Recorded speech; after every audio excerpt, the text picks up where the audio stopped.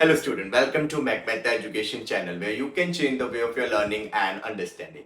तो बच्चों आज इस वीडियो में हम टॉपिक कवर करेंगे फ्रिक्शन। तो क्या होता है बच्चों फ्रिक्शन? देखो फ्रिक्शन की डेफिनेशन है व्हेन अ बॉडी मूव्स और try to move over the surface of another body. जब एक बॉडी दूसरी बॉडी के सरफेस के ऊपर मूव करती है या मूव करने की कोशिश करती है, then a force comes into play. उस टाइम पे एक फोर्स आती है which opposes the motion of a body, जो बॉडी के मोशन को क्या करती है, अपोज करती है। जब एक बॉडी दूसरी बॉडी के सरफेस के ऊपर मूव करने की कोशिश करती है या मूव करती है, तो उस टाइम पे नीचे वाली सरफेस उस पे क्या लगाएगी, एक अपोजिंग फोर्स, मतलब उसको रोकेगी, उसको जाने नहीं देगी। ठीक है, उसके मोशन के ऑपोजिट एक फोर्स लगाएगी और उस फोर्स को हम क्या बोलते हैं, that opposing force is called friction. ठीक है, तो अपोजिंग फोर्स है, ये ऑपोजिट डायरेक्शन में लगती है इसलिए बोलते हैं अपोजिंग फोर्स।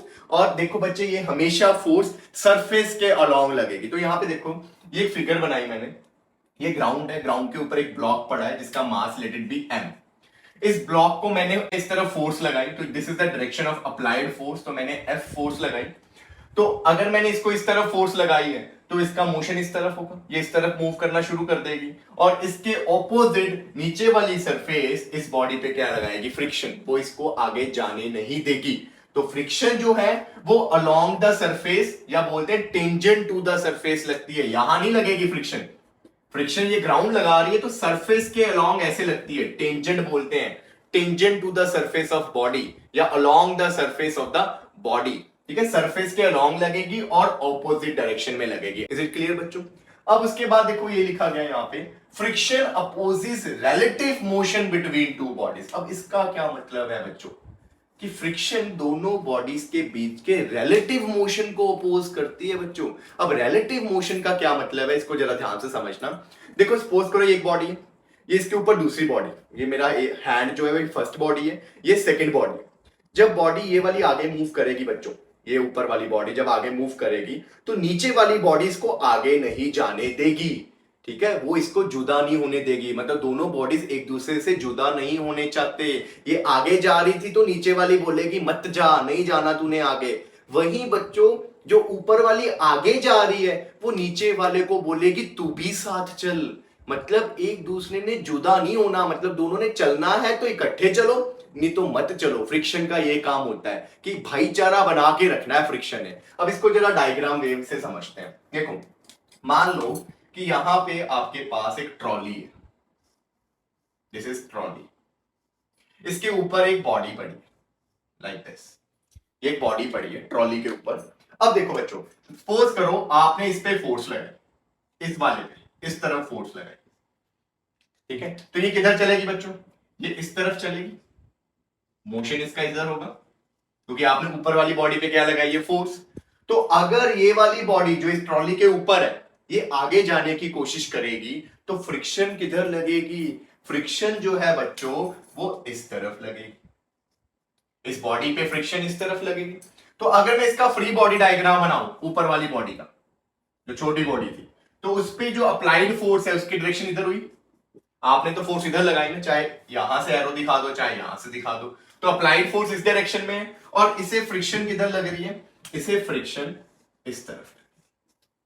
क्योंकि नीचे वाली ट्रॉली चाहती है कि ब्लॉक तू मत जा, तू मुझे छोड़ के मत जा, तो वो उसको रोक रही है। वही बच्चों ये ऊपर वाला ब्लॉक कहता अगर मैं जा रहा हूं तो ट्रॉली तू भी साथ चल। दोनों के रिलेटिव मोशन को अपोज करना है, मतलब दोनों ने एक दूसरे से जुदा नहीं होना। अगर एक जा रही है तो दूसरी भी जानी चाहिए या एक भी ना जाए, ये चीज है फ्रिक्शन का काम। तो अगर बच्चों ये आगे जा रही है तो ये भी नीचे वाले पे फ्रिक्शन लगाएगी, ट्रॉली इसको रोक रही है, तो ये जो बॉडी है, ये ऊपर वाला जो ब्लॉक है, ये बोलेगा तू मेरे साथ चल। मतलब ये जो ब्लॉक है ये ट्रॉली पे फ्रिक्शन किधर लगाएगा, इस तरफ लगाएगा। समझे ये बात? क्योंकि देखो ये मोशन में था, ये आगे चला जाएगा और ट्रॉली नीचे रह जाएगी। फ्रिक्शन क्या बोलती थी, जुदा नहीं होना। तो ऊपर वाली बॉडी क्या करेगी, ट्रॉली को भी साथ लेके जाने की कोशिश करेगी, तो वो फ्रिक्शन लगाएगी ट्रॉली पे अपनी ही डायरेक्शन पे। तो ट्रॉली पे अब मैं फोर्सेस अगर बनाऊं तो ट्रॉली दिस, ये ट्रॉली है, इस ट्रॉली पे फ्रिक्शन जो है बच्चों वो इधर लगेगी, इस तरफ। ये फ्रिक्शन किसने लगाई?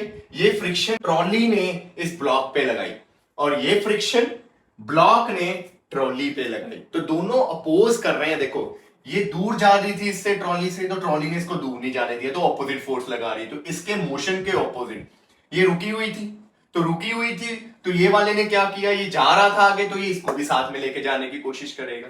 तो friction opposes relative motion. Is it clear बच्चों? तो ये याद रखना, ठीक है, कि रिलेटिव मोशन को अपोज करता है। हाँ, अब जो बॉडी मूव कर रही है, रुकी वाली बॉडी उसके ऑपोजिट ही फोर्स लगाती है, जो आप अभी तक छोटी क्लासेस में पढ़ते हो। आपने सिर्फ इतना पढ़ा है ना कि भी अगर एक बॉडी मूव कर रही है तो उसको फ्रिक्शन ऑपोजिट डायरेक्शन में लगेगी। यस, जो बॉडी मूव कर रही है उसको फ्रिक्शन ऑपोजिट डायरेक्शन में लगती है। यहां पे जैसे ब्लॉक मूव कर रहा था तो ब्लॉक को फ्रिक्शन ऑपोजिट डायरेक्शन में लगी। हाँ, वो जिसके ऊपर था, जो रेस्ट पे थी, ये जैसे यहां पे ये ट्रॉली रेस्ट पे थी, तो इसको फ्रिक्शन किस डायरेक्शन में लगी? जिस डायरेक्शन में ऊपर वाला ब्लॉक मोशन में था। तो इज इट क्लियर? इसीलिए बोला जाता है कि रिलेटिव मोशन को अपोज करती है, वो जुदा नहीं होने देती, ठीक है, दोनों को साथ में रखने की कोशिश करती है फ्रिक्शन। Is it clear? उसके बाद लिखा है friction form action and reaction pair. तो एक्शन एंड रिएक्शन पेयर क्या था बच्चों? अगर एक बॉडी दूसरी बॉडी पे फोर्स लगा रहा है तो दूसरी बॉडी भी पहले पे फोर्स लगाएगा, equal but opposite in direction. तो यहां पे देखो, ये ब्लॉक पे ये ट्रॉली पीछे की तरफ फ्रिक्शन लगा रही थी ना, क्योंकि ब्लॉक आगे जा रहा था, ट्रॉली ने पीछे फ्रिक्शन लगा दी। और सिमिलरली इस ब्लॉक ने ट्रॉली पे किधर फ्रिक्शन लगाई? आगे की तरफ। और दोनों की वैल्यूज क्या आएगी? सेम। तो एक्शन एंड रिएक्शन बना ना, ट्रॉली ने इस पे फोर्स लगाई फ्रिक्शन पीछे की तरफ, इसने ट्रॉली पे फोर्स लगाई फ्रिक्शन आगे की तरफ। इसलिए friction action and reaction pair भी बनाते हैं। इज इट क्लियर बच्चों? उसके बाद बच्चों फोर्थ पॉइंट यहां पे जो आपको पता होना चाहिए कि friction force is a component of contact force। ये नया पॉइंट है आपके लिए। जो फ्रिक्शन फोर्स है ना बच्चों, ये कांटेक्ट फोर्स का एक कंपोनेंट है। अब कांटेक्ट फोर्स अभी तक आपने कौन सी पढ़ी है? देखो इसी केस में अगर मैं बात करूं बच्चों, तो अगर ये मान के चलें कि ब्लॉक जो है ये आगे की तरफ मूव कर रहा है इस तरह, इसका मास मैंने बोल दिया m, तो फ्रिक्शन किधर लगेगी? इसको फ्रिक्शन लगेगी पीछे की तरफ, ये चीज होगी। और उसके बाद ये मास है तो इसका वेट किधर लगेगा? इसका वेट लगेगा नीचे की तरफ। तो इसके वेट के बिल्कुल ऑपोजिट क्या लगती है? नॉर्मल डायरेक्शन, क्योंकि ये प्रेस करेगा ना सरफेस को। तो अब इस बॉडी की सरफेस के साथ कांटेक्ट में आने के बाद कितनी फोर्सेस लगी? तो देखो ये सरफेस के कांटेक्ट में होने के कारण इस पे दो फोर्सेस सरफेस ने लगाई। कौन कौन सी? एक तो नॉर्मल रिएक्शन सरफेस ने लगाई ना, एक फ्रिक्शन सरफेस ने लगाई ना। तो कांटेक्ट फोर्स के दो कंपोनेंट होते हैं बच्चों, एक नॉर्मल रिएक्शन, एक फ्रिक्शन। तो अगर कभी भी बच्चों ऐसा क्वेश्चन आ जाए जिसमें आपको फ्रिक्शन गिवन हो और कांटेक्ट फोर्स पूछ ली, तो आपको कांटेक्ट फोर्स के लिए इन दोनों का रिजल्टेंट निकालना पड़ेगा। तो contact force is resultant of normal reaction and friction. बच्चों समझे बात? इसलिए बोला जाता है फ्रिक्शन जो है वो कांटेक्ट फोर्स का एक कंपोनेंट है। तो अभी तक आप यही समझते थे कि कांटेक्ट फोर्स मतलब नॉर्मल रिएक्शन। अब कांटेक्ट फोर्स में दोनों कंपोनेंट आएंगे, normal reaction as well as friction. तो अगर कभी भी कांटेक्ट फोर्स का क्वेश्चन आया बच्चों, तो आपने नॉर्मल रिएक्शन और फ्रिक्शन का रिजल्टेंट निकाल देना है। तो कांटेक्ट फोर्स यहां बीच में आएगी, क्योंकि इन दोनों का रिजल्टेंट होगा ना।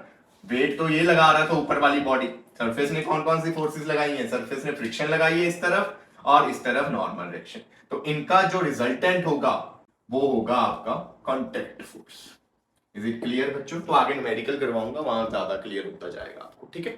अब बच्चे आपने ये भी पढ़ा है कि अगर सरफेस स्मूथ हो तो फ्रिक्शन कितनी लेते हैं? वहां पे 0। मतलब अगर दोनों बॉडीज जो कांटेक्ट में है उनकी सरफेस स्मूथ है तो उस केस में हम फ्रिक्शन फोर्स को नेग्लेक्ट कर लेते हैं। और अगर रफ सरफेसेस हो तो वहां पे फ्रिक्शन लगती ही लगती है। अब ऐसा क्या कारण है कि स्मूथ सरफेसेस में फ्रिक्शन नहीं लगती और रफ सरफेसेस में फ्रिक्शन ज्यादा लगती है? तो अब उसके बारे में पढ़ते हैं बच्चे। अब हम पढ़ेंगे कि फ्रिक्शन का ओरिजिन कैसे हुआ, कैसे ये दो सरफेसेस एक दूसरे पे फ्रिक्शन लगाती हैं, ठीक है। तो यहाँ पे देखो, एक टेबल के ऊपर मैंने एक ब्लॉक रखा है, तो आपको ऐसे लगेगा कि कितना एरिया जो है वो टेबल के साथ कांटेक्ट में है ब्लॉक का। आप बोलोगे ये सारा एरिया, ये बोलोगे ना, टेबल के ऊपर एक ब्लॉक रखा है तो कितना एरिया कांटेक्ट में होगा टेबल के साथ? आप बोलोगे उसके नीचे का सारा, जो ब्लॉक के नीचे का एरिया होगा वो सारा टेबल के साथ कांटेक्ट में होगा। पर ऐसा नहीं होता बच्चों। अगर हम माइक्रोस्कोपिक व्यू देखें, मतलब अगर माइक्रोस्कोप की हेल्प से आप बड़ा ही डिटेल में देखो, छोटा करके नीचे देखोगे इसके, तो एक्चुअल में बच्चे क्या होता है, इरेगुलरिटीज होती है सरफेस की। स्मूथ सरफेस अगर नहीं है, रफ सरफेस है, तो वो प्लेन नहीं होती नीचे से, उनके बीच में रफनेस होती है, ऐसे थोड़ा ऊपर नीचे होता है वो एरिया, ठीक है। तो कुछ इस तरह का आपको दिखेगा ऐसे, कि स्मूथ सरफेस का मतलब होता है बिल्कुल प्लेन, ऐसे नीचे बिल्कुल प्लेन। और आप जितनी मर्जी कोशिश कर लो, इतनी स्मूथ सरफेसेस नहीं बन पाती, ठीक, थोड़ा ना थोड़ा तो रफनेस होता ही होता है, ठीक है। मिरर है सबसे स्मूथ सरफेस, ठीक है, बाकी सरफेसेस में थोड़ा ना थोड़ा रफनेस होता ही होता है।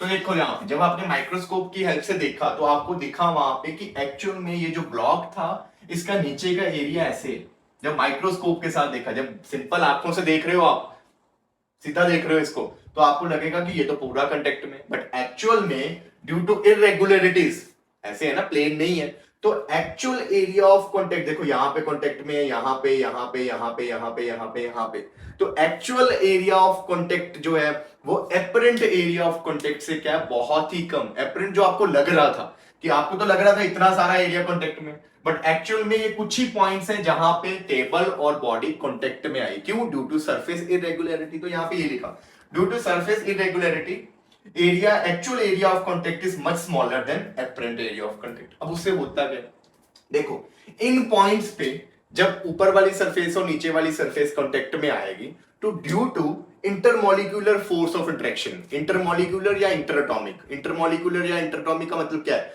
ऊपर वाली सरफेस के एटम और नीचे वाली सरफेस के एटम एक दूसरे पे अट्रैक्टिव फोर्स लगाएंगे, या मॉलिक्यूल्स बोल दो या एटम्स बोल दो, ठीक है। तो क्या करेंगे, friction is due to interatomic और intermolecular force of attraction between the two surfaces at point of actual contact. तो इन्हीं फोर्स ऑफ अट्रैक्शन के कारण फ्रिक्शन जो है वो प्रोड्यूस होनी शुरू हो जाती है। अब देखो इस पॉइंट ऑफ कांटेक्ट की बात करें, ये वाले पॉइंट्स, तो छोटे से एरिया में बहुत ज्यादा फोर्स लग रही है बच्चों। तो प्रेशर आपने पढ़ा है, प्रेशर क्या होता है, फोर्स अपॉन एरिया। तो इतने छोटे से पॉइंट पे फोर्स ज्यादा लग रही है और एरिया क्या है, बहुत कम। एज अ रिजल्ट प्रेशर क्या होगा इन पॉइंट्स पे, बहुत ही ज्यादा, क्योंकि प्रेशर फोर्स अपॉन एरिया, उन पॉइंट्स पे फोर्स ज्यादा लग रही है, पर एरिया उन पॉइंट्स का क्या है, कॉन्टेक्ट का एरिया क्या है, बहुत ही कम। तो एरिया कम होने के कारण प्रेशर क्या हो जाएगा, बहुत ज्यादा। तो pressure at point of contact is very large, और ये इतना ज्यादा प्रेशर होता है उन पॉइंट्स पे कि उनमें बॉन्ड्स बन जाते हैं। वो हाई प्रेशर होने के कारण इन पॉइंट्स पे बॉन्ड्स बन गए हैं, और इन बॉन्ड्स को तोड़ने के लिए you have to applied external force. तो जब आप एक्सटर्नल फोर्स लगाते हो ना, इसलिए कुछ फोर्स जो है बच्चों इन बॉन्ड्स को तोड़ने में आपको लग जाती है।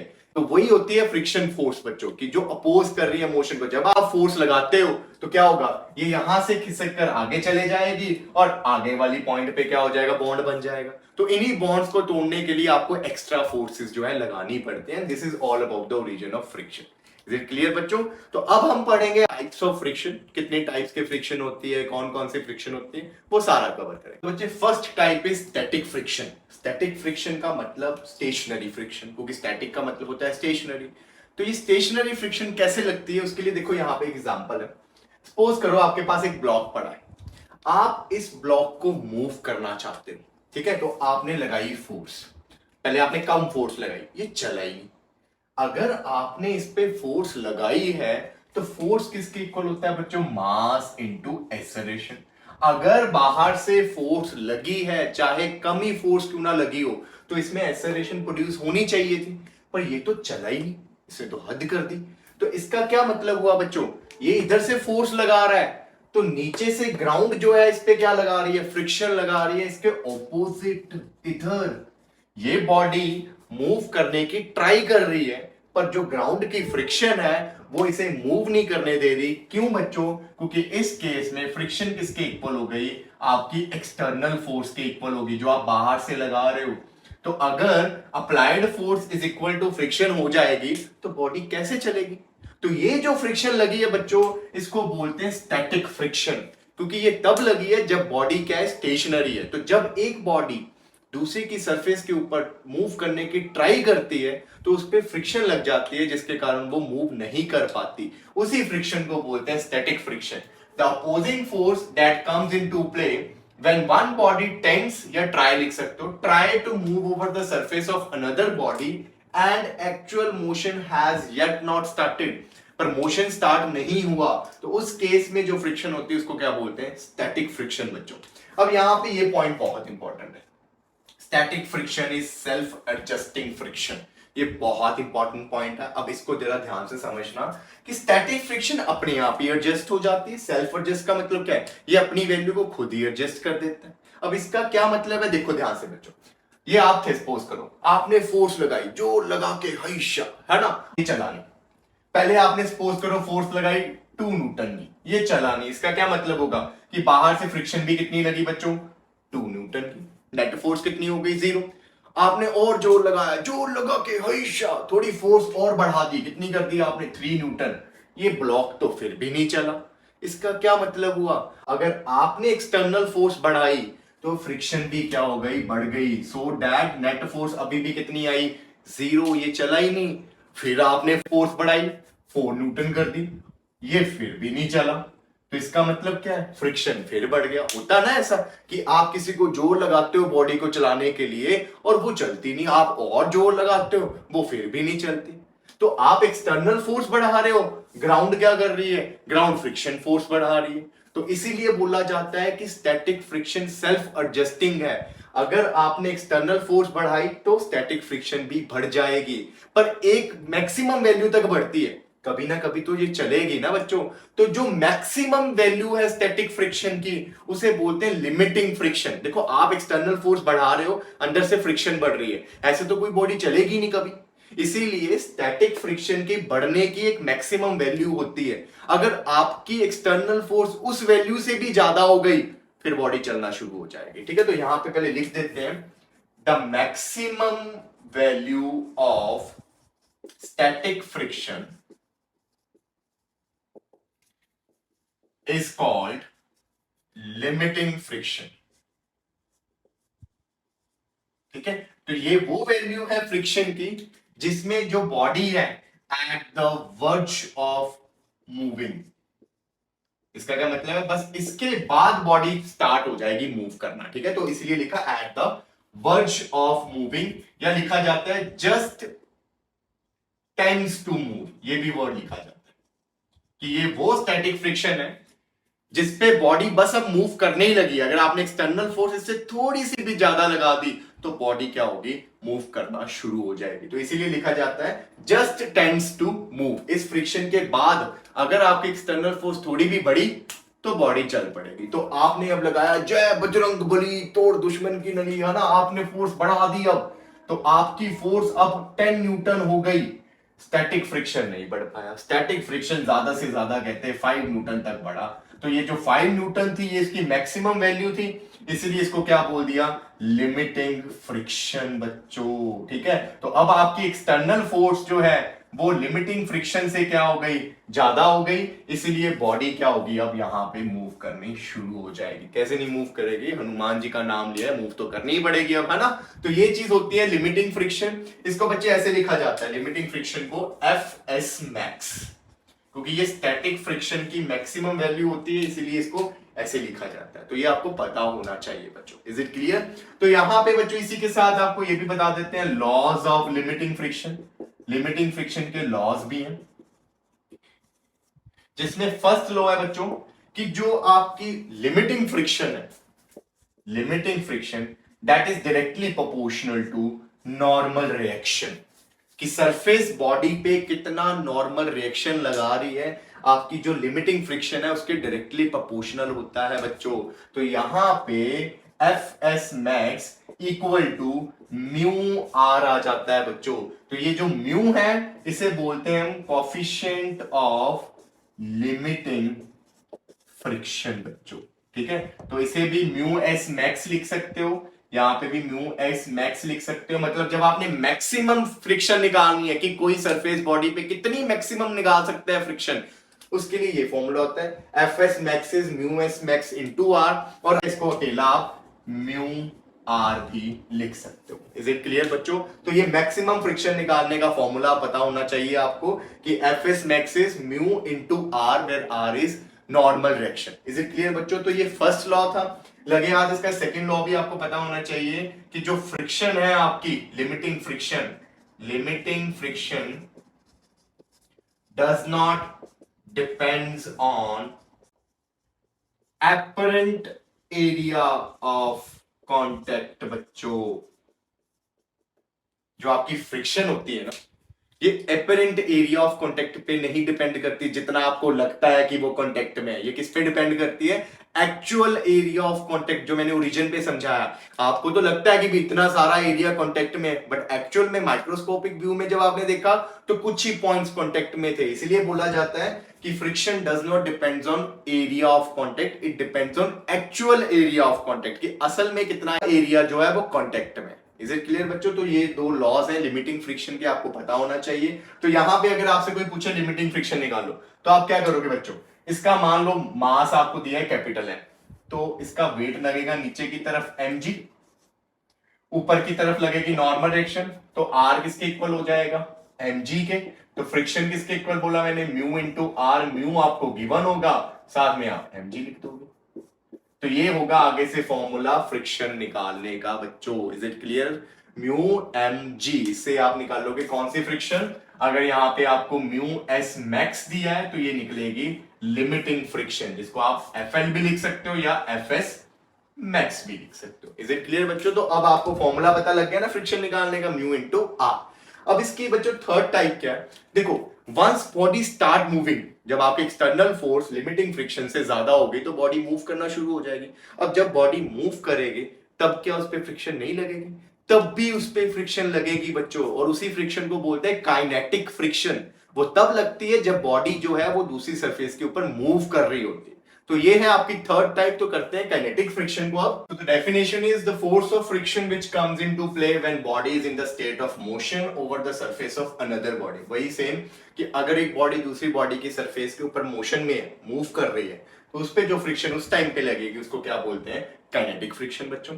आल्सो कॉल्ड डायनामिक फ्रिक्शन भी बोलते हैं इसे बच्चों। तो यहाँ पे देखो, ये बॉडी अब m मास की, इसमें मैंने बाहर से फोर्स लगाई कैपिटल F, फ्रिक्शन इसके ऑपोजिट लगेगी, ग्राउंड इस पे फ्रिक्शन इस तरफ लगाएगा, और ये एक्सेलरेट हो रहा है आगे की तरफ, मतलब ये आगे की तरफ मूव कर रही है। और इस केस में बच्चों अगर कोई आपसे एक्सेलरेशन पूछ ले कि बताओ कितनी नेट एक्सेलरेशन है बॉडी की, तो आप कैसे निकालोगे? न्यूटन का सेकंड लॉ बच्चों, net force is mass into acceleration. अब नेट फोर्स कितनी होगी? मूव कौन सी फोर्स करवा रही है? Capital F. रोक कौन सी फोर्स रही है? Friction, equal to mass into acceleration. तो यहां से आप ए निकाल दोगे, वो क्या आएगा? Capital F minus small F into M. तो ऐसे आप बॉडी की एक्सेलरेशन निकाल सकते हो, बस वही लगाना है न्यूटन का सेकंड। ठीक है? और ये एक्सेलरेशन तभी करेगी जब आपकी अप्लाइड फोर्स लिमिटिंग फ्रिक्शन से ज्यादा होगी। ठीक है? तब बॉडी मूव करना शुरू होती है। ओके? और ये काइनेटिक फ्रिक्शन होगी इस केस में, क्योंकि बॉडी मूव कर रही है, तो इसको आप एफ के भी लिख सकते हो। अब आप एफ के कैसे निकालोगे बच्चों? तो काइनेटिक फ्रिक्शन का फॉर्मूला भी क्या होएगा? म्यू इंटू आर बच्चों। यहां जो म्यू होगा उसको म्यू के लिखते हैं। काइनेटिक फ्रिक्शन का ये होता है कॉफिशिएंट ऑफ फ्रिक्शन। ठीक है बच्चों? मतलब coefficient of friction limiting friction का अलग होता है और काइनेटिक फ्रिक्शन का अलग होता है। मतलब जब बॉडी रुकी हुई है उस केस में म्यू की वैल्यू अलग होगी, और जब बॉडी मूव कर रही है तो उस केस में म्यू की वैल्यू अलग होगी। और ये आपको पता होना चाहिए, जो लिमिटिंग वाला म्यू है बच्चों, उसकी वैल्यू काइनेटिक वाले म्यू से ज्यादा होती है। इसलिए बोला जाता है कि स्टैटिक फ्रिक्शन या बोल दो लिमिटिंग फ्रिक्शन, उसकी वैल्यू काइनेटिक फ्रिक्शन से काफी ज्यादा होती है बच्चों। Is it clear? Look at this graph बच्चों, variation of force of friction with applied force. मतलब आप एक बॉडी पे बाहर से फोर्स लगा रहे हो कैपिटल एफ, तो ग्राउंड इस पे क्या लगाए? फ्रिक्शन। तो जैसे जैसे आप कैपिटल एफ बढ़ाओगे फोर्स ऑफ फ्रिक्शन भी चेंज होगी। तो उसी के वेरिएशन को इस ग्राफ में शो किया। देखो स्टार्टिंग में क्या होता है, जब ये बॉडी रुकी है, आप बाहर से फोर्स लगाते हो, अंदर से क्या लगती है? ग्राउंड की तरफ से फ्रिक्शन लगती है। आप बढ़ाते हो फोर्स, ग्राउंड अपनी फ्रिक्शन बढ़ा देता है। जब तक स्टैटिक फ्रिक्शन चल रही है ना, जब तक बॉडी रुकी है, तो आप एक्सटर्नल फोर्स बढ़ाते हो, स्टैटिक फ्रिक्शन अपनी वैल्यू बढ़ा देता है। तो स्टार्टिंग में तो यही होगा ना, जैसे जैसे एक्सटर्नल फोर्स बढ़ रही है, देखो आप एक्सटर्नल फोर्स बढ़ा रहे हो इस तरफ, और फ्रिक्शन भी ये बढ़ती जा रही है, तभी तो ये ग्राफ ऐसे जा रहा है, डायरेक्टली प्रोपोर्शनल। जितनी अप्लाइड फोर्स बढ़ेगी उतनी फ्रिक्शन फोर्स बढ़ेगी, क्योंकि आपने अभी पढ़ा कि static friction is self adjusting force. उसके बाद क्या होगा? एक मैक्सिमम वैल्यू आएगी फ्रिक्शन की, जिसको आप क्या बोल देते हो? Static friction. तब तक बॉडी क्या होगी? रुकी रहेगी। तो ये बढ़ रही है, बढ़ रही है, बढ़ रही है, कब तक बढ़ेगी? जब तक कौन सी वैल्यू नहीं आ गई? लिमिटिंग फ्रिक्शन की। तो यहां तक बढ़ती गई, ठीक है, फ्रिक्शन। उसके बाद क्या होगा, जैसे ही आपकी एक्सटर्नल फोर्स लिमिटिंग फ्रिक्शन से ज्यादा हो जाएगी तो बॉडी क्या होनी शुरू हो जाएगी, अब बॉडी मूव करना शुरू हो जाएगी। और जैसे ही बॉडी मूव करना शुरू हो जाएगी उसके बाद कौन सी फ्रिक्शन आ जाएगी, उसके बाद काइनेटिक फ्रिक्शन आ जाएगी बच्चों। और काइनेटिक फ्रिक्शन लिमिटिंग फ्रिक्शन से क्या होती है, कम होती है। तो जैसे ही बॉडी मूव करनी शुरू हो गई, आपने अप्लाइड फोर्स अब लिमिटिंग फ्रिक्शन से ज्यादा लगा दी ना, तो जैसे ही आपकी अप्लाइड फोर्स लिमिटिंग फ्रिक्शन से ज्यादा हुई, अब क्या हुआ, फ्रिक्शन कम हो गई। और इस केस में अब कौन सी फ्रिक्शन आनी शुरू हो गई, काइनेटिक फ्रिक्शन। और काइनेटिक फ्रिक्शन कांस्टेंट होती है जो लिमिटिंग फ्रिक्शन से कम होती है, इसलिए इसका ग्राफ ऐसे स्ट्रेट लाइन बना। तो this is very important graph जो शो कर रहा है फ्रिक्शन का variation with applied force. Is it clear बच्चों? अब मैं आपको एक छोटा सा न्यूमेरिकल करवाऊंगा, वैसे तो न्यूमेरिकल नेक्स्ट वीडियो में करवाऊंगा सारे, बस यहाँ पे एक छोटा सा कंसेप्ट बेस्ड न्यूमेरिकल है, सो दैट ये कंसेप्ट जो अच्छे से यहाँ पे फिट हो जाए। लुक एट दिस क्वेश्चन बच्चों, ये एक ब्लॉक है, 2 kg का मास है इसका, इस पे आपने फोर्स अप्लाइड की, केस 1 में 2.5 न्यूटन, केस 2 में फोर्स बढ़ गई 10 न्यूटन। तो पहले केस 1 की बात करते हैं, ठीक है। तो फर्स्ट पार्ट में आपने अप्लाइड फोर्स जो की है वो 2.5 Newton. Coefficient of static friction मतलब आपको म्यू एस दिए, जिसको आप लिमिटिंग फ्रिक्शन का कोफिशिएंट भी बोल सकते हो बच्चों, ठीक है। तो म्यू एस दिया हो या म्यू एस मैक्स दिया हो, one is the same thing, इसी को ही म्यू एस मैक्स भी लिख सकते हैं बच्चों, ठीक है। तो म्यू एस दिया है आपको, अब बताना है आपने फर्स्ट केस में बच्चों कि कितनी फ्रिक्शन लगी है। फर्स्ट केस में आपसे ये पूछा है कि बताओ कितनी फ्रिक्शन लगेगी बॉडी पे। तो आप बोलोगे सर हमने पढ़ा है कि फ्रिक्शन निकालने का formula is mu S into R, यही पढ़ा ना बच्चों आपने। और यहां पे नीचे लग रहा है 2g, ऊपर लग रहा है r, तो r किसके इक्वल हो गया इस केस में, 2g के।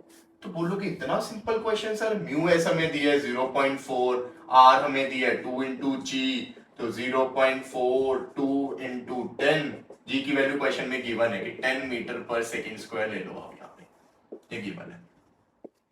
तो कितना आंसर आ गया, ये नीचे 10 से ये 10 कैंसिल, ठीक है, तो 4 2 8, तो फ्रिक्शन लगी 8 न्यूटन सर, आंसर आ गया। अरे बच्चों ये जो फॉर्मूला है म्यू एस आर, ये किसका है, this is the formula of limiting friction बच्चों, ये मैक्सिमम फ्रिक्शन का फॉर्मूला है बच्चों, एफ एस मैक्स का।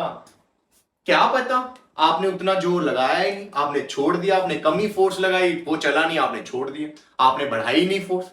तो ऐसा जरूरी नहीं ना कि हर बार मैक्सिमम फ्रिक्शन ही लगे, फ्रिक्शन जो है वो सेल्फ एडजस्टिंग है, तो बढ़ सकती है वो, क्या पता आपने उतनी लगाई नहीं फोर्स। ये इसका ये मतलब हुआ कि फ्रिक्शन 8 न्यूटन तक बढ़ सकती है। अगर आपकी अप्लाइड फोर्स 8 न्यूटन से ज्यादा होगी तब बॉडी चलेगी, अदरवाइज बॉडी नहीं चलेगी, क्योंकि फ्रिक्शन रोकने के लिए अपनी मैक्सिमम वैल्यू इतनी ले सकता है। इसका ये तो मतलब नहीं कि हर बार इतनी लगेगी, वो धीरे धीरे बढ़ाता है, वो बाहर वाले को देखता है कि एक्सटर्नल फोर्स बढ़ी तो मैं बढ़ूंगा, नहीं तो मैं नहीं बढ़ूंगा। तो ये मैक्सिमम वैल्यू निकालने का फॉर्मूला हुआ, आपने इस केस में मैक्सिमम फ्रिक्शन निकाल दी है, पर कितनी लगी है वो नहीं निकाली। देखो बाहर से कितनी फोर्स लगी फर्स्ट केस में, 2.5 न्यूटन लगी है बच्चों।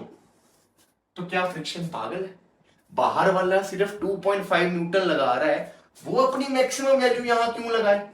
अगर उसने अपनी वैल्यू ज्यादा लगा दी, ये बोर्ड तो पीछे चल जाएगी, ये तो उल्टा हो जाएगा, समझ लगी ये बात। तो फ्रिक्शन अपनी वैल्यू तब तक बढ़ाता है जब तक एक्सटर्नल वैल्यू बढ़ाता है, और फ्रिक्शन एक वैल्यू तक बढ़ती है मैक्सिमम, और वो वैल्यू निकाल दी आपने 8 न्यूटन।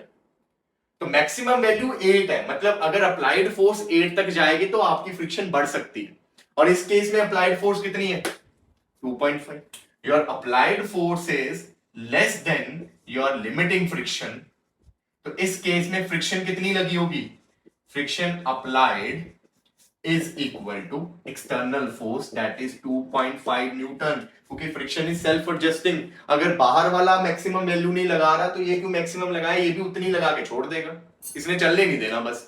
अगर 8 से ज्यादा होती तो फिर स्टैटिक फ्रिक्शन आगे नहीं बढ़ पाती। Is it clear? तो इस फॉर्मूले से म्यू एस इंटू आर से आप मैक्सिमम वैल्यू निकाल सकते हो, और ऐसा जरूरी नहीं कि मैक्सिमम ही लगेगी, तो उसके लिए you have to look at your applied force. अगर अप्लाइड फोर्स कम है तो फ्रिक्शन भी उतनी ही लगेगी। Is it clear? अब सेकंड पार्ट की तरफ बढ़ते हैं। Now your applied force is 10 newton. अब सेकंड पार्ट में केस 2 में जो अप्लाइड फोर्स है वो 10 न्यूटन है। अब यहां 10 न्यूटन, और मैक्सिमम फ्रिक्शन कहां तक बढ़ सकती थी 8 न्यूटन। ये ग्राउंड इसको मैक्सिमम कितनी फ्रिक्शन लगा सकता था 8 न्यूटन। क्या अब ये बॉडी रुकेगी या चल जाएगी? चल जाएगी अब, क्योंकि बाहर वाली फोर्स इससे क्या है, बड़ी है। तो इस केस में your external force is greater than limiting friction, so body will start accelerating. किस डायरेक्शन में? इस डायरेक्शन में। तो बॉडी अब एक्सेलरेट करेगी एंड वंस इट एक्सेलरेट, उस केस में अब कौन सी फ्रिक्शन लगेगी बच्चों? क्या लिमिटिंग फ्रिक्शन लगेगी उस केस में? नहीं, उस केस में अब काइनेटिक फ्रिक्शन लगेगी। अब इसका कोई काम नहीं, टाटा बाय, स्टैटिक फ्रिक्शन जाने लगी अब, क्योंकि बॉडी चल पड़ी है। Once body will start accelerating, उस टाइम पे बॉडी पे कौन सी फ्रिक्शन एक्ट होगी? अब काइनेटिक फ्रिक्शन। अब इसका कोई काम नहीं। तो इसका सिर्फ काम तब तक है बॉडी चलेगी या नहीं चलेगी, तब तक काम है। जब बॉडी चल पड़ी है उसके बाद अब इसको हटाओ, केस 1 हो चुका है, अब केस 2 करना है। तो केस 2 के लिए you need to apply kinetic friction. उसका फॉर्मूला क्या है बच्चों? काइनेटिक फ्रिक्शन कैसे निकलेगी? सेम म्यू के इंटू आर। काइनेटिक फ्रिक्शन का म्यू मैंने दिया आपको 0.2, आर कितना है 2g, 0.2 इंटू 2 इंटू 10, 10, 4 न्यूटन। तो फ्रिक्शन कितनी लग रही है पीछे की तरफ? 4 न्यूटन। आगे कितनी लग रही है? 10 न्यूटन। तो बॉडी अब चलेगी। अगर वो चलेगी तो क्वेश्चन में पूछा कि बताओ कितनी एक्सेलरेशन होगी। तो एक्सेलरेशन के लिए वही सेम आपने न्यूटन का सेकंड लॉ लगाना है। Net force is mass 2 kg, acceleration A. Net force कैसे निकलेगी? मूव कौन करवा रहा है? ये मूव करवाने वाली फोर्स में से रोकने वाली फोर्स को माइनस कर देना। तो यहाँ पे friction is your 4, applied force is 10 to A, 6 to A is your 3 metre per second. तो इसीलिए ये क्वेश्चन यहाँ पे करवा दिया, सो दैट ताजा ताजा आपने अभी ये पढ़ा है स्टैटिक फ्रिक्शन और limiting friction and kinetic friction, तो पता लग जाएगा कि कब काइनेटिक फ्रिक्शन लगानी है, कब स्टैटिक फ्रिक्शन लगानी है। ठीक है, तो इज इट क्लियर अब बच्चों? तो यहाँ पे अब एक और नोट करके पॉइंट लिख दिया मैंने, मिस हो गया था। Mu has no units no dimension. जो ये कोफिशिएंट ऑफ फ्रिक्शन है, ये ऐसी क्वांटिटी है जिसका डायमेंशन भी नहीं होता, जिसका यूनिट भी नहीं होता। देखो आप चेक कर लो, एफ किसके इक्वल था? Mu into R. म्यू किसके इक्वल होगा? F by R. एफ भी फोर्स है तो न्यूटन, आर नॉर्मल रिएक्शन भी एक फोर्स है तो न्यूटन, न्यूटन से न्यूटन कैंसिल, तो म्यू के यूनिट्स क्या होंगे? कुछ भी नहीं, no units. Is it clear बच्चों? तो अब बढ़ते हैं नेक्स्ट टर्म की तरफ बच्चों। Next is rolling friction. अभी तक जो आपने पढ़ा वो स्लाइडिंग था, बॉडी स्लाइड कर रही थी। तो स्लाइड करते वक्त पहले स्टैटिक आया, स्टैटिक ने अपनी वैल्यू बढ़ाई लिमिटिंग फ्रिक्शन तक, फिर काइनेटिक आ गया। अब है रोलिंग फ्रिक्शन। जब एक बॉडी सरफेस के ऊपर रोल करके जाती है, जैसे व्हील रोल करके जाती है, तब भी फ्रिक्शन लगती है बच्चों, और उस फ्रिक्शन को हम क्या बोलेंगे? Rolling friction. जब बॉडी रोल करके सरफेस के ऊपर जाएगी तो उस केस में जो फ्रिक्शन आती है that is called rolling friction. Normal definition. अब ये आती क्यों है? देखो, जब एक टायर सरफेस के ऊपर मूव करता है तो उसका इतना एरिया कांटेक्ट में आता है, और इस पूरे टायर का ऊपर जो कार होगी उसका वेट भी इस छोटे से पॉइंट पे जो है सारा का सारा ग्राउंड पे लगेगा, क्योंकि कांटेक्ट में तो सिर्फ इतना सा पार्ट है। जिसके कारण क्या होगा बच्चों? यहां पे ग्राउंड में डिप्रेशन आ जाएगा। डिप्रेशन का मतलब क्या है? थोड़ा सा ऐसे नीचे की तरफ गड्ढा सा हो जाएगा, कुछ हल्का सा गड्ढा, ज्यादा नहीं कि वो बैठ ही जाएगी वहां पे, ऐसा नहीं होगा। कुछ टाइम के लिए हल्का सा वहां पे डिप्रेशन आ जाएगा। इस डिप्रेशन के कारण ही क्या हो जाता है? फ्रिक्शन लग जाती है। अभी इस गड्ढे से आगे निकलने के लिए थोड़ी सी एक्स्ट्रा फोर्स तो लगानी पड़ेगी ना, तो इसलिए ये कौन सी फ्रिक्शन है? Rolling friction. अब अगर बच्चों देखो ध्यान से सुनना, अगर मडी एरिया है, कीचड़ या चिक्कड़ बोल दो, चिक्कड़ वाला एरिया है, कीचड़ वाला एरिया है, तो वहां पे ये जो रोलिंग फ्रिक्शन है ये ज्यादा हो जाती है, क्योंकि ज्यादा गड्ढा बन जाता है। उस केस में निकलने के लिए ज्यादा फोर्स लगानी पड़ती है। और वही अगर मैं रोड्स की बात करूं, पक्की रोड की बात करूं, उन केस में डिप्रेशन बहुत कम होता है, तो उन केस में फ्रिक्शन भी कम लगती है। क्लियर बच्चों? अब इसके भी लॉस जो है वो भी आपको पता होना चाहिए, कि जो रोलिंग फ्रिक्शन है आपकी बच्चों, that is directly proportional to first is normal reaction, then second is your rolling friction is inversely proportional to radius of this body। जितना रेडियस ज्यादा होगा उतना ही रोलिंग फ्रिक्शन कम लगता है। बड़े टायर्स होंगे तो फ्रिक्शन कम लगेगा, छोटे टायर्स होंगे तो फ्रिक्शन ज्यादा लगेगा। ठीक है, अब इनको कंबाइन करके लिखें, अगर rolling friction is directly proportional to R by small R. R क्या है यहाँ पे? Normal reaction. यहां से जब डायरेक्टली प्रोपोर्शनल हटेगा तो यहां पे भी कोफिशिएंट ऑफ रोलिंग फ्रिक्शन आएगा बच्चों का। ठीक है, लिमिटिंग में आता था म्यू एस, काइनेटिक में आया म्यू के, रोलिंग में आया म्यू आर बच्चों। और रोलिंग फ्रिक्शन की वैल्यू सबसे कम होती है बच्चों, क्योंकि रोलिंग का जो म्यू है, कोफिशिएंट ऑफ फ्रिक्शन है, वो काइनेटिक से भी छोटा होता है और स्टैटिक फ्रिक्शन या लिमिटिंग फ्रिक्शन के म्यू से भी छोटा होता है बच्चों। ठीक है, तो म्यू छोटा होगा तो फ्रिक्शन भी कम होगी। तो ये भी पॉइंट आपको पता होना चाहिए कि रोलिंग फ्रिक्शन जो है वो काइनेटिक फ्रिक्शन से भी कम होती है और स्टैटिक या लिमिटिंग फ्रिक्शन से भी क्या होती है, कम होती है। तो सबसे ज्यादा वैल्यू किसकी होती है? सबसे ज्यादा वैल्यू होती है लिमिटिंग फ्रिक्शन की बच्चों। इज इट क्लियर बच्चों? समझ लगी ये चीज? अच्छा, लगे आप एक चीज और सीख लो कि जो बच्चे आपका म्यू के होता है ना, काइनेटिक फ्रिक्शन का म्यू कोफिशिएंट जो है, इंडिपेंडेंट होता है वेलोसिटी ऑफ बॉडी के, independent of velocity of body. मतलब चाहे बॉडी कम स्पीड से जाए चाहे बॉडी ज्यादा स्पीड से जाए, जो काइनेटिक फ्रिक्शन है वो दोनों पे क्या लगेगी? सेम लगेगी। It only depends on nature of material, roughness and smoothness of surfaces. ठीक है बच्चों? तो अब आपको कुछ इंपॉर्टेंट टर्म्स करवानी है, सिर्फ 2 टर्म्स है वो आपने सीखनी है, जिसमें पहली टर्म होगी एंगल ऑफ फ्रिक्शन। तो बच्चे first term is angle of friction, the angle which the resultant of limiting friction and normal reaction makes with normal reaction। देखो यहाँ पे इसको समझने के लिए ये डायग्राम है, ये एक बॉडी थी बच्चों जिसपे आपने बाहर से F फोर्स लगाई और यहाँ इसको पीछे की तरफ मैक्सिमम फ्रिक्शन लग रही है। ये वो वाला केस है जिसमें बॉडी पे मैक्सिमम फ्रिक्शन मतलब लिमिटिंग फ्रिक्शन लग रही है Fs मैक्स, और बॉडी का वेट नीचे लगेगा तो बॉडी को ऊपर की तरफ नॉर्मल रिएक्शन लगेगी, जिसको आप N या R किसी से भी लिख सकते हो। तो N एंड F का normal reaction and limiting friction का जो रिजल्टेंट होगा, इन दोनों का रिजल्टेंट यहां बीच में आएगा। So this blue colour line represent resultant of limiting friction and normal reaction, ये रिप्रेजेंट कर रहा है। तो ये जो रिजल्टेंट है बच्चों, ये नॉर्मल रिएक्शन के साथ कितना एंगल बना रहा है? थीटा।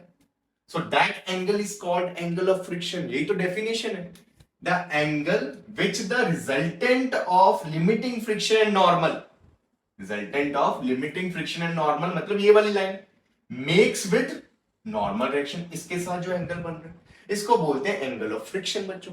या इसको ऐसे भी लिख सकते हो, angle which the contact force of surface makes with normal reaction. देखो बच्चों, आपको पहली वीडियो में स्टार्टिंग में समझाया था मैंने कि कॉन्टेक्ट फोर्स क्या होता है, resultant of normal reaction and friction. तो इन दोनों का जो बच्चे रिजल्टेंट होगा वो यही तो होगा।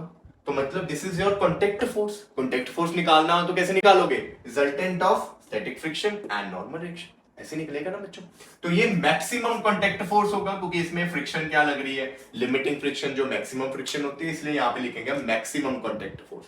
तो ये आपको पता होना चाहिए कि what is angle of friction. Angle of friction is angle made by either contact force लिख दो मैक्सिमम कॉन्टेक्ट फोर्स, या लिख दो make by resultant of limiting friction and normal makes with normal reaction. अब आपने ये निकालना है, कैसे निकालोगे बच्चों? देखो ये एक रेक्टेंगल बन रहा है जिसमें से ये कितना होगा? M या R। ये कितना है आपकी? ये एरो क्या शो कर रहा है? आपका लिमिटिंग फ्रिक्शन।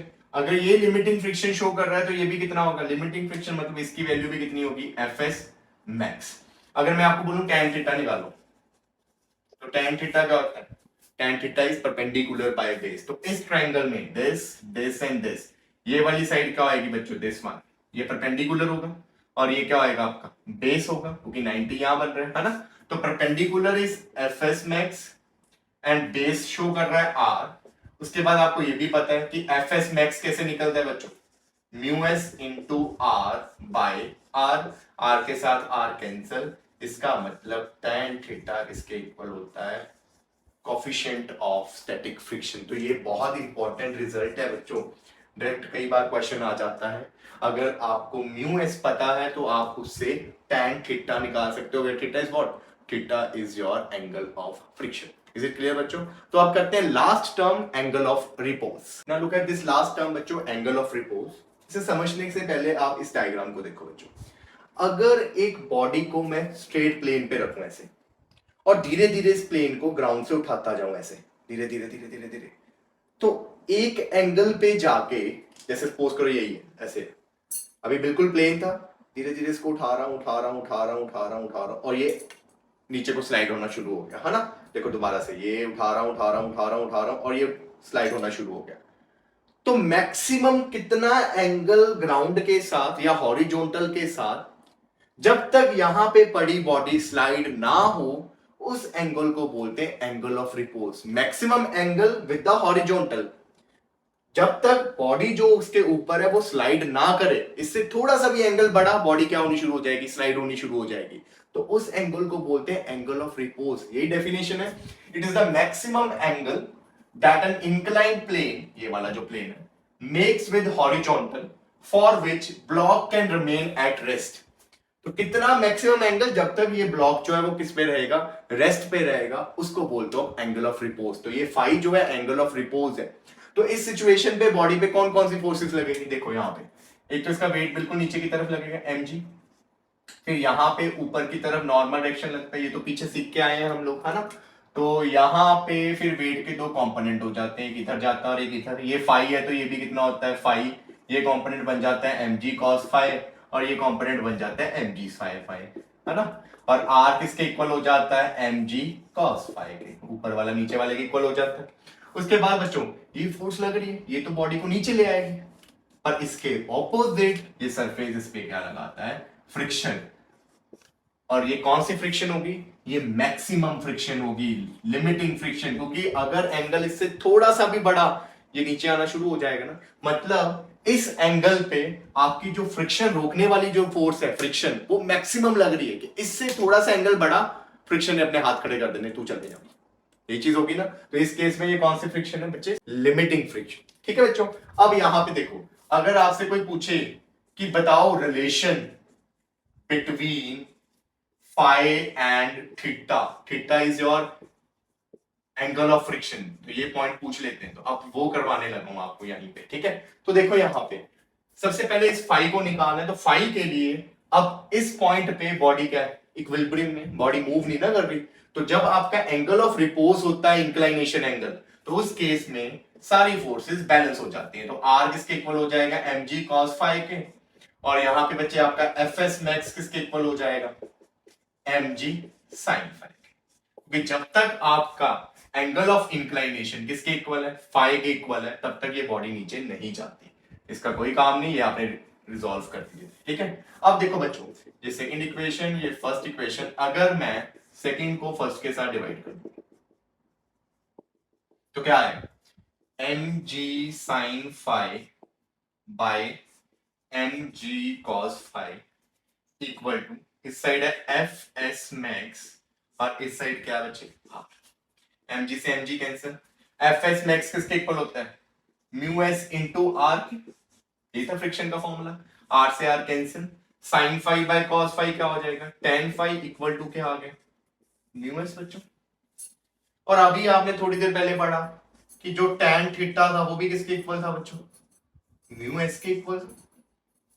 यही पढ़ा ना आपने पीछे कि tan of angle of friction किसके इक्वल होता है, म्यू एस के, और यहां पे tan of angle of repose भी किसके इक्वल आ गया, म्यू एस के। तो यहां से आपको क्या कंक्लूड मिला कि जो एंगल फाई और angle theta, angle of repose, angle of repose is equal to angle of friction, one of the most important point बच्चों।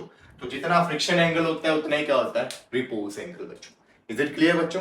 अब यहां पे देखो, अगर आपका इंक्लाइनेशन एंगल बच्चों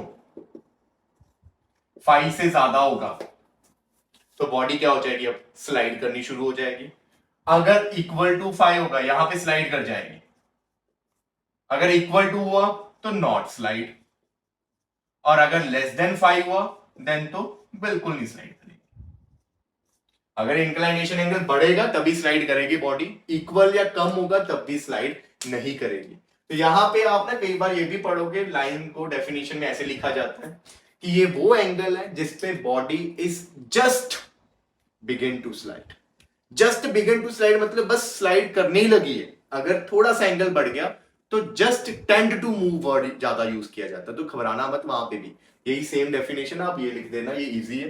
पर कहीं अगर लिखा आ जाए ना जस्ट टेंड्स टू मूव, तो वो भी समझ लेना कि वो कौन सा एंगल है, angle of repose. Is it clear बच्चों।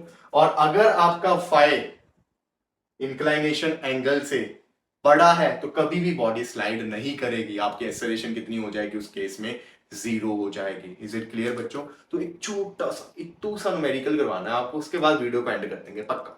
तो लुक एट दिस न्यूमेरिकल बच्चों, यहाँ पे वही इंक्लाइन सरफेस है और ये आपकी रफ इंक्लाइन सरफेस है, उसका म्यू एस दे दिया आपको 1/√3 और आपसे पूछा है कि इस ब्लॉक की एक्सेलरेशन निकालो कि कितनी एक्सेलरेशन से ये नीचे आएगा। अब बच्चे आप लोग पता क्या करते हो, आपने देखना इंक्लाइंड प्लेन है, फटाफट आपने कहना कि ये लगा नीचे 2g, ये इधर लगा बच्चे n, इस साइड लग गया 2g cos ऑफ, अगर ये 20 है तो ये भी 20 डिग्री, इधर लगा 2g sin 20 डिग्री, पीछे लगेगी फ्रिक्शन। आप ऐसे फटाफट कर देते हो क्योंकि इतनी चीजें तो आपको पता ही है, पीछे से सीख के आ रहे हैं, बस फ्रिक्शन ही नहीं आ रही है। फ्रिक्शन आपको पता है मोशन के ऑपोजिट लगेगा, अगर इसने स्लाइड नीचे आना है तो फ्रिक्शन पीछे लगेगा। फिर आप क्या करते हो जी, net force equal to mass into acceleration. Net force क्या होगी, 2g sin 20, ये मूव करवा रही है, ये रोक रही है, minus F is equal to M A. फिर कहोगे फ्रिक्शन, फ्रिक्शन तो बहुत इजी है, फ्रिक्शन तो म्यू इनटू आर होता है जी। म्यू गिवन है हमें, आर की जगह क्या आ जाएगा जी, आर की जगह एन या आर बोल दो इसे, R is equal to 2g cos 20। सारा कुछ करते जाएंगे करते जाएंगे करते जाएंगे, लास्ट में आंसर 0 आ जाएगा। ये चीज आ जाती है या नेगेटिव आ जाता है, फिर सोचने लग जाते हो ये क्या हो रहा है अभी। तो ये गलत करते हो आप लोग, आप ओवर एक्साइटेड हो जाते हो क्वेश्चन को देख के, तो ये गलती नहीं करनी। सबसे पहले बच्चों आपने ये चेक करना है इस क्वेश्चन में कि क्या ये बॉडी स्लाइड करेगी भी, या इसकी फ्रिक्शन इसको नीचे आने ही नहीं देगी। पहले ये चीज देखनी होती है बच्चों कि क्या ये बॉडी, कभी भी इंक्लाइन प्लेन का क्वेश्चन आया ना, पहले ये फटाफट चेक कर लो कि क्या ये बॉडी स्लाइड कर रही है, या उसने लिखा है कि बॉडी स्लाइडिंग डाउन। अगर लिखा है फिर तो करेगी, अगर नहीं लिखा तो पहले चेक करो।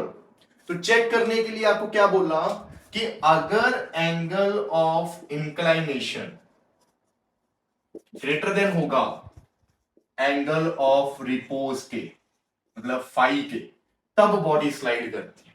एक चीज है। तो इस केस में एंगल ऑफ इंक्लाइनेशन कितना दिया है बच्चों, आपको एंगल ऑफ इंक्लाइनेशन, इसको थीटा ले लेते हैं इस क्वेश्चन में, 20। फ्रिक्शन वाला एंगल मत समझ लेना इसको, थीटा लिखा मैंने वैसे ही, थीटा नहीं लेना तो कुछ भी लिख लो, अल्फा लिख लो, let it be alpha. Alpha की वैल्यू 20 गिवन है, एंगल ऑफ इंक्लाइनेशन अल्फा। और एंगल ऑफ रिपोज कितना होगा इस केस में, वो तो गिवन नहीं है। तो क्यों गिवन करे बच्चों, आपको पता तो है एंगल ऑफ रिपोज किसके इक्वल होता है, tan of phi is mu S, है ना। अभी तो रिलेशन निकाल रहे हैं, tan ऑफ फाई किसके इक्वल आता है, म्यू एस के। और म्यू एस कितना बच्चों, 1/√3 गिवन है ना, 1/√3। और tan की वैल्यू 1/√3 कब होती है बच्चों, tan की वैल्यू 1/√3 होती है 30 डिग्री पे। तो इसका मतलब जो आपका फाई आया वो कितना आ गया, 30 डिग्री, क्योंकि tan 30 होता है 1/√3। तो चेक करो आपका जो एंगल ऑफ इंक्लाइनेशन है वो फाई से क्या आ रहा है, छोटा आ रहा है। तो बॉडी इस केस में स्लाइड नहीं करेगी, बॉडी विल नॉट स्लाइड। और अगर बॉडी स्लाइड ही नहीं करेगी तो एक्सेलरेशन कितनी होगी, 0। तो 30 सेकंड का क्वेश्चन जिसको हम 1.5 मिनट लगा देंगे और आंसर गलत करके आएंगे फिर भी, है ना। तो ये ध्यान रखना, कभी भी इंक्लाइनेशन का क्वेश्चन है, अगर क्लियर कट मेंशन नहीं है कि बॉडी स्लाइड कर रही है, तो फर्स्ट स्टेप आपने क्या करना है, हर बार आपने चेक करना है कि क्या वो बॉडी स्लाइड करेगी भी। उसके लिए आपने क्या करना है, एंगल ऑफ इंक्लाइनेशन गिवन होगा, you just need to find out angle of repose. उसका फॉर्मूला आपको पता है, tan phi is equal to mu S. Phi निकला, चेक करो, अगर बड़ा आ गया तो स्लाइड कर जाएगा, नहीं आया तो स्लाइड नहीं करेगा, और बॉडी की एक्सेलरेशन कितनी हो जाएगी, 0। तो आई होप अब आपको फ्रिक्शन का सारा थ्योरेटिकल कंसेप्ट अच्छे से क्लियर हो जाएगा। इन नेक्स्ट वीडियोस हम कुछ न्यूमेरिकल करेंगे, इसके बहुत इंपॉर्टेंट न्यूमेरिकल्स। तो अब मिलेंगे आपको नेक्स्ट वीडियो में, तब तक के लिए टाटा।